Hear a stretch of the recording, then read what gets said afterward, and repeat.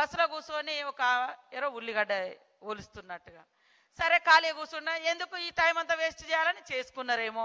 అదేమన్నా తప్ప? అల్లం వెల్లిపాయ తీస్తే తప్ప? అది కూడా తప్పుగా చూపించారు. అదేవిధంగా అల్లికలు చేసుకుంటారు మహిళలకు. ఒకప్పుడు ఒక ఆధారం, ఇప్పుడు కూడా అదొక ఆధారం. ఒక 2-3 గంటలు ఆదిలాబాద్ నుంచి రావాలంటే 4 గంటలు 5 గంటలు జర్నీ. మరి ఆమెకు ఒక పని ఇంటికాడ ఉంటే ఆ పని చేసుకునేది, ఇటు 2 పనులు అయితే చేసుకున్నదేమో. అట్లాంటివన్నీ కూడా చేసి అసలు బస్సు ప్రయాణమే వేస్ట్ అనే కాడికి కొంతమందిని తీసుకొస్తారు. ఇది నేను మా సీతక్క చెప్తాను, అవు బస్సులో అల్లం వెళ్ళిపోయారు తప్ప తప్పని మేము ఎక్కడన్నాం అక్క, మేము అనలే. కాబట్టి దానికోసమే బస్సు పెట్టిరని మాకు తెలియక మేము మామూలుగా నడిపినాం ఇన్ని రోజులు. మాకేదో తెలియకపోయా పాపం. మీరు అప్పుడే చెప్తే బాగుండు.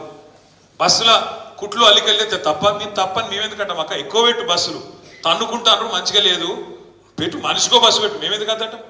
మనిషికో బస్సు పెట్టు, మంచిగా అంత కుటుంబం పోయి మంచిగా కుట్లు అల్లికలు, అవసరమైతే బ్రేక్ డ్యాన్సులు, రికార్డింగ్ ఏం చెప్తారో చేయరు. మేమెందుకు అంటాం? ఏమంటారు చేయండి.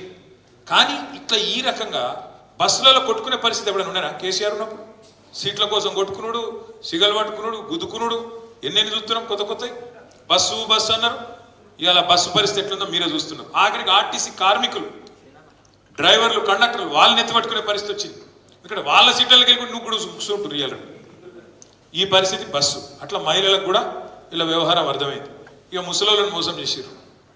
కేసీఆర్ 2,000 ఇస్తాడు, 4,000 ఇస్తున్నామని.